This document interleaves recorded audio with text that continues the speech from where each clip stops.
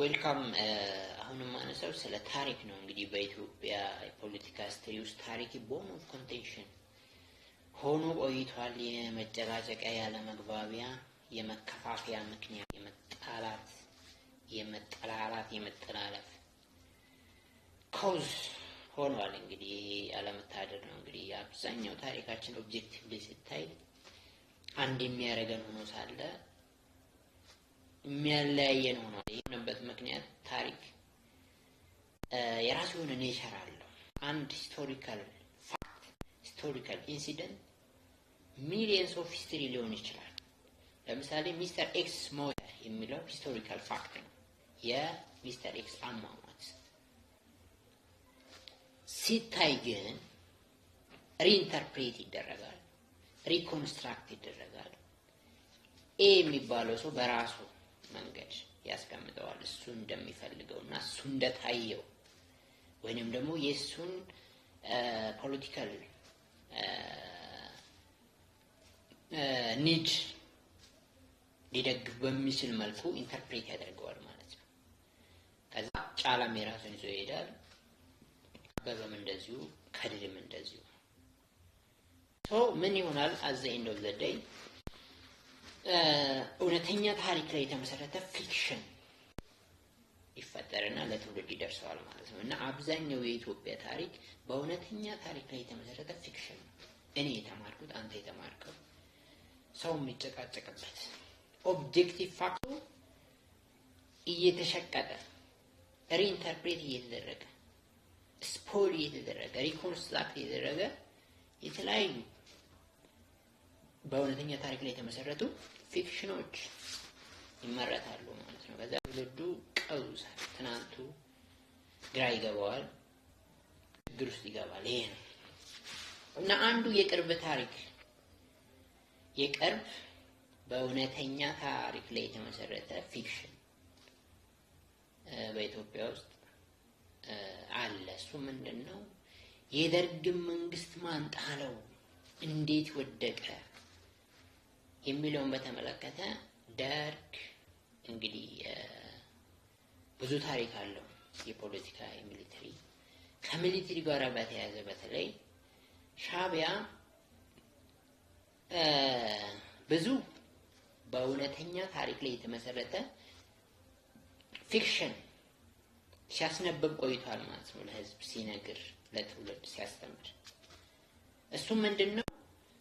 ደርግ ወደቀ፣ ለምን ወደቀ የሚለውን በተመለከተ የዚህ በእውነተኛ ታሪክ ላይ የተመሰረተ ፊክሽን ኤሌመንቱ ፋክት ኦፍ ሂስትሪው ምንድነው? እንደ መነሻ የወሰዱት እንግዲህ ደርግ ከሻዕቢያ ጋር ተዋግቷል። የፋክት ኦፍ ሂስትሪ ነው።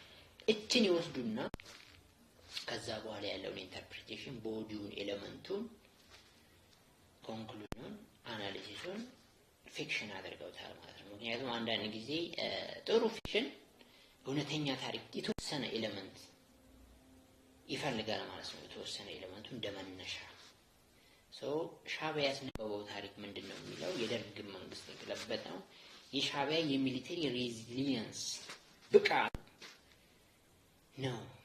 በተለይም ደግሞ በወቅቱ ያው እንደሚታወቀው ሶማሊያ አሸነፍን በኋላ የዚያድ ባሬ ወራሪ ኃይል ሽርጡን ጥሎ ከገባ በኋላ ትልቅ አርሚ ተፈጥሯል። የሚሊተሪ እንትኑ ትልቅ ነበረ። ያንን ጂያንት አርሚ ሶሻሊስት አርሚ ገረሰስ ነው በጎላ ዋርፌር፣ በትንንሾች መሳሪያ በጣም በማያሰብ ሁኔታ የሚሊተሪ ድል አመጣን ተብሎ ተነገረ። ወያኔም እንደዚሁ ይላል ነው። በእውነቱ ደርግን የጣረው የወያኔና የሻዕቢያ የሚሊተሪ ታክቲክ ጀግንነት፣ አልበገሬነት ነው ወይ ሲባል መጀመሪያ ደርግ ማለት ነው። ደርግ ሰልፍ ኢቲንግ ሲስተም ነበር። ገና ከጅምሩ አንድ አመት ሳይሞላው መስራቾቹ እየገደለ የመጣ ነው። ለዛም ጀስቲፊኬሽን እያመጣ አብዮት ልጆቿን ትበላለች እያለ ገና ሲጀመር ደርግን ያቋቋሙ ኃይሎችን እየገደለ እያወደመ እያጠፋ በየጊዜው በዛ ፕሮሰስ ውስጥ ያለፈ ነው ማለት ሰልፍ ፊቲንግ ሲስተም 17 ዓመት ሲኖር ደርግ ራሱን እየቦረቦረ ራሱን እየገደለ አመራሮቹን በአሰቃቂ ሁኔታ እያስወገደ የኖረ ነው። ሰልፍ ፊቲንግ ሲስተም ነው ፖለቲካሊ። ለምሳሌ እነ ጄኔራል አማን፣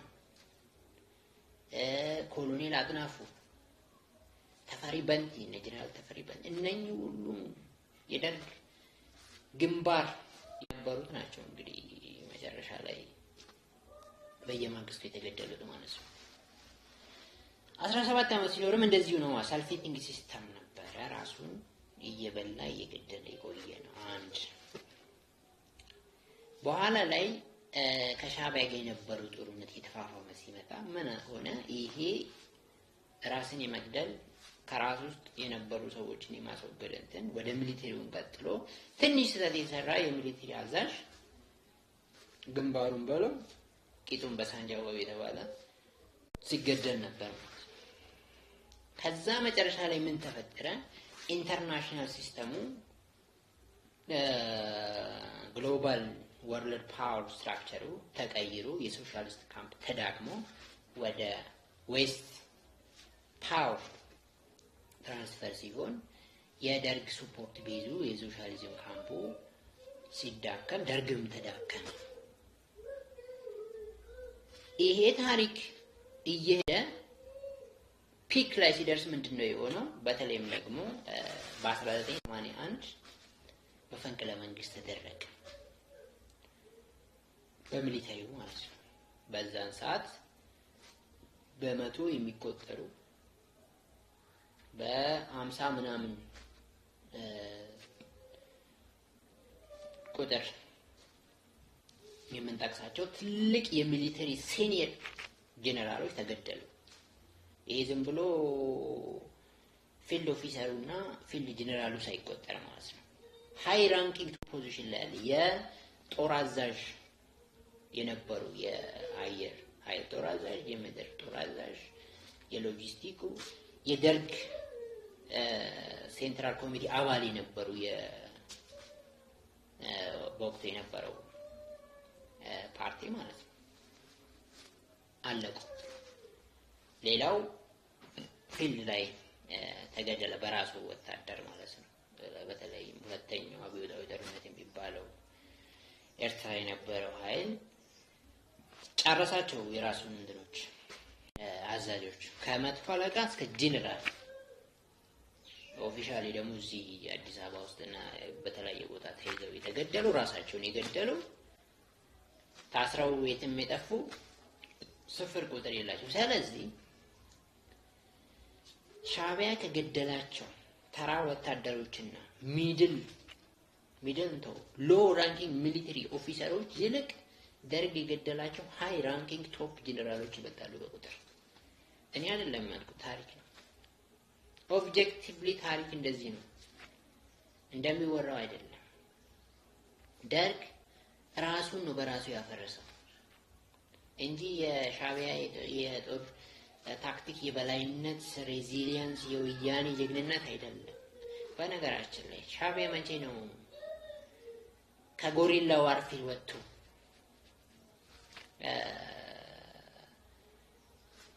በኮንቬንሽናል ዌይ የደርግ ሚሊተሪ የገጠመ?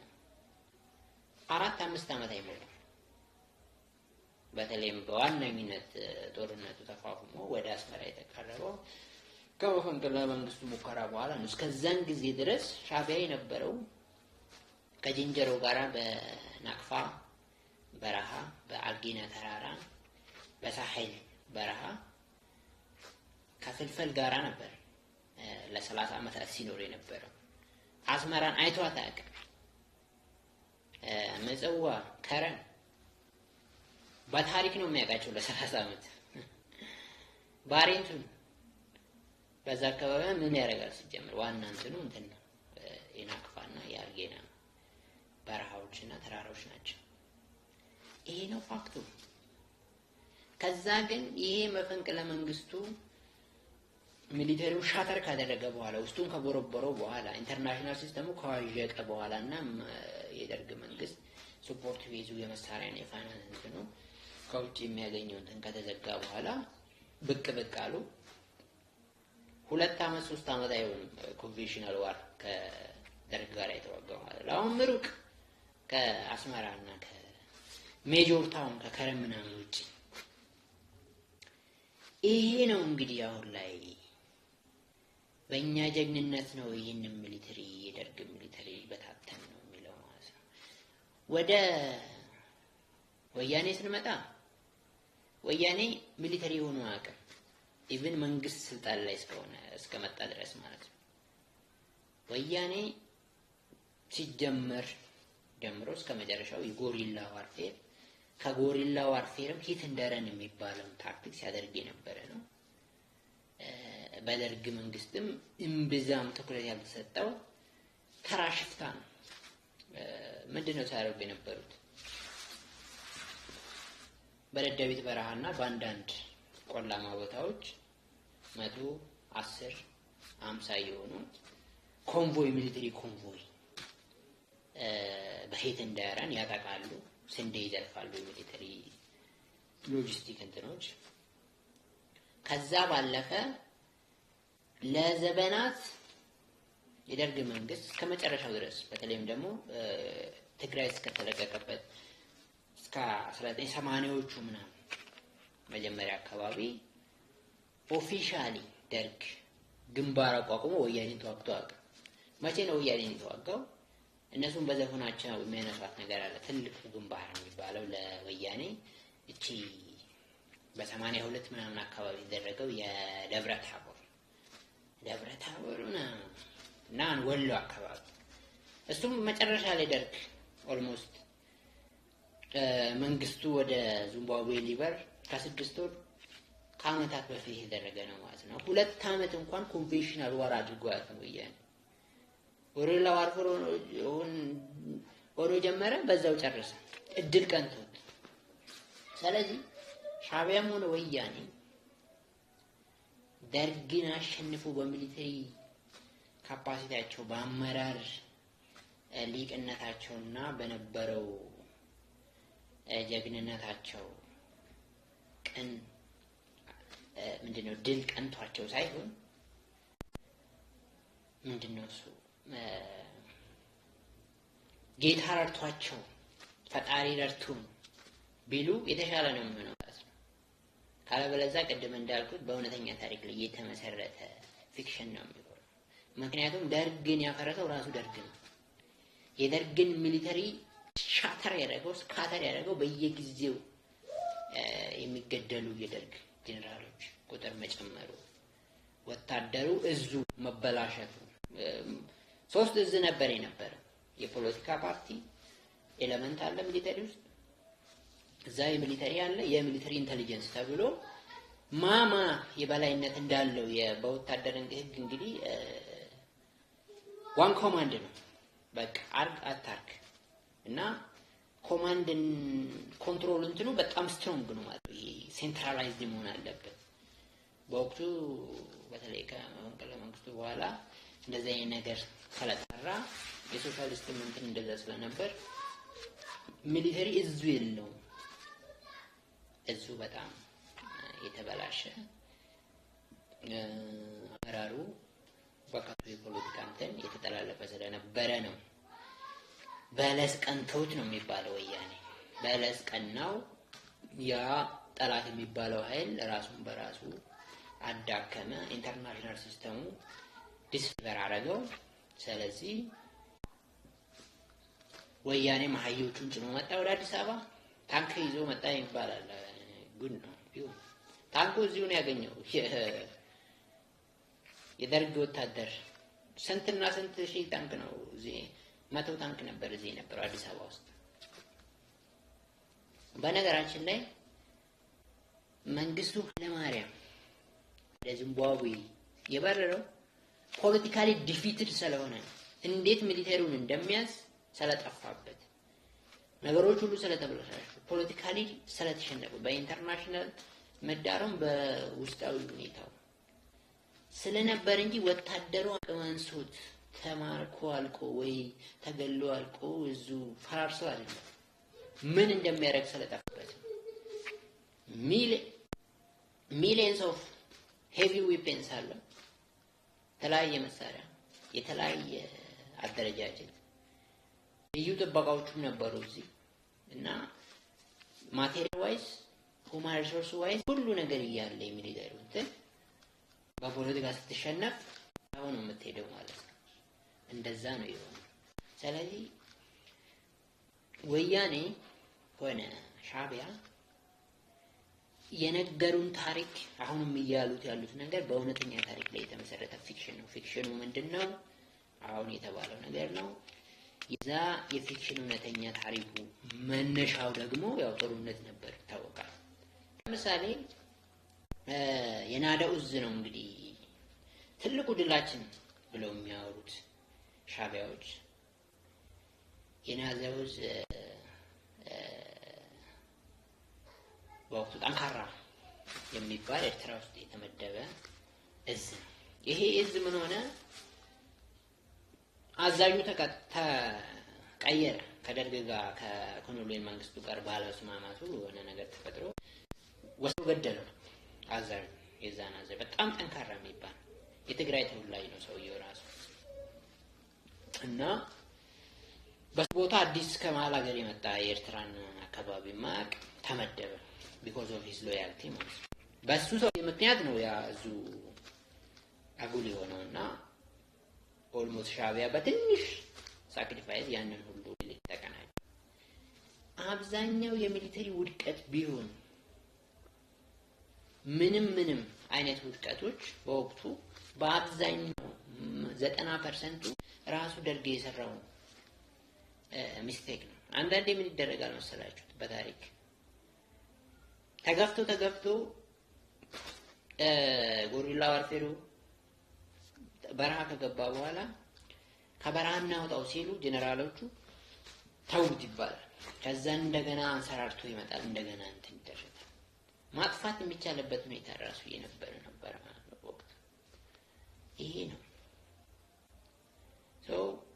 ሻዕቢያ 30 ዓመት ተዋግቻለሁ የሚለው ከጅንጀሮና ከፍልፈል ጋር ነው። በበረሃ ከቀበሮ ጉድጓድ ውስጥ ነው እንጂ ኮንቬንሽናል ዋር አይደለም።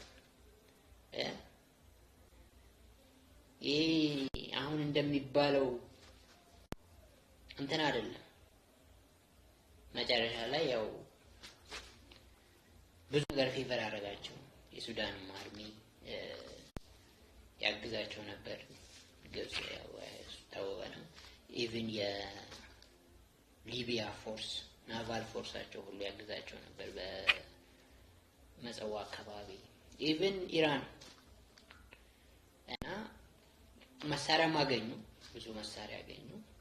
ይሄ ሁኔታ ተደማምሮ መንግስቱም ያለበት ግትርነትና የሶሻሊዝም ኢንሄረንት ኢቪል ኔቸር ራሱን በራሱ ደርግ አስወገደ። ራሱን በራሱ 17 ዓመት መቆየቱ ታሪክ ነው። በነገራችን ገና ዴይ ዋን አመራሮቹን እየገደለ እየባሰበት ቀይ ሽብር፣ ነጭ ሽብር፣ ቀይጥ ነው ሰማያዊ እየተባለ በፖለቲካ በሚሊተሪው ሽብር በሽብር የሆነ ፖለቲካ ፎርስ አሸንፍ ያለው ሳይሆን ጊዜውን ጠብቆ ተወገደልኝ በለስ ቀናኝ ብሎ ፈጣሪ ማመስገን አንድ ነገር ነው። በነገራችን ላይ በኢንተርናሽናል ሚሊተሪ ሂስትሪ በሁለተኛው እና በአንደኛው ዓለም ጦርነት አንዱ የሚነገረው ነገር የራሻዎቹ የጀርመንን ማሸነፍ ነው። እንዴት ነው ራሻዎች ያሸነፉት? ለምሳሌ ለቀው ሄዱ ሞስኮ። ኦልሞስት ምንም አካባቢ አልቀረም በወቅቱ ተያዘ በጀርመን ኃይል እና ምን አደረጉ? ሲያፈገፍጉ ስኮርሺንግ ምንድነው የሚባል የሚሊተሪ ቴክኒክ አለ። ስታፈገፍግ የሚበላ ነው የሚጠጣው ነው እያወደምክ ነው የምትሄደው። ጠላት እየተከተለ ያን ተጠቅሞ እንዳይመጣብህ እንደዛ ያረጉ አፈገፈሉ። at the end of the day winter መጣ። በረዶ ሆነ። የጀርመን አርሚ ሄቪ ዌፐን እንደያዘ አርሚው እንዳለ በብርድ ቀጥ ብሎ ቆመ። መሳሪያ ማንሳት አቃተው። ግማሹ በራብ ሞተ፣ ግማሹ ወደ ኋላ ተመለሰ፣ ግማሹ አደጋ ደረሰበት። እና አንዳንድ ጊዜ ፌቨረብል ኮንዲሽን ይመጣል በተለያየ ሁኔታ ማለት ነው። በፖለቲካው በሚሊታሪው እንደዚህ ነው። እና መጨረሻ ላይ በለስ ቀናቸው እና ሻዕቢያም ከበሮ ጉድጓድ ውስጥ በቶ ግመል ይዞ ወደ አስመራ መግባት ደረሰ። ወያኔም አዮቹን ጭኖ መጣ ነው። ብዙ ጊዜ ይሄንን በደንብ የሚያብራራው ጄኔራል ካሳዬ ጨመዳ ነው ማለት ነው። በነገራችን ላይ ጄኔራል ካሳዬ ጨመዳ ወያኔ እዛ አዲስ አበባ ገብቶ እሱ ብቻውን ይዋጋ ነበር። 3 ሳምንት ነው 4 ሳምንት ተዋግቷል። እና this is a fact። የኢትዮጵያ ሚሊተሪ አንደርስቲሜት ማድረግ ሌላ ነገር ነው። አመራሩ መጥፎ ነበር ማለት ሌላ ነገር ነው። ኢትዮጵያ ሚሊተሪ በታሪክ ስትሮንግ ነው። ስትሮንግም ሆኖ ያለፈ ነው። ስትሮንግም ነበር። ስትሮንግ የመሆኑ እንትን ደግሞ በዲሲፕሊን ከአፍሪካ አርሚ በጣም ዌል ዲሲፕሊንድ አርሚ ነው። በነገራችን ላይ ደርግ በትነው ሲሄድ መሳሪያ ይዞ በመንገድ ሲሄድ ተኩሶ ዘርፎ መብላት እየቻለ እንጀራ ይለምን ነበር ማለት ነው። ኢትዮጵያ ሚሊተሪ በእንደዚህ ደረጃ ዲሲፕሊን እንዲሆነ ህዝብ አክባሪ ተቆጥቶ ከተነሳ ማንም እንደማይችለው የታወቀ በነገራችን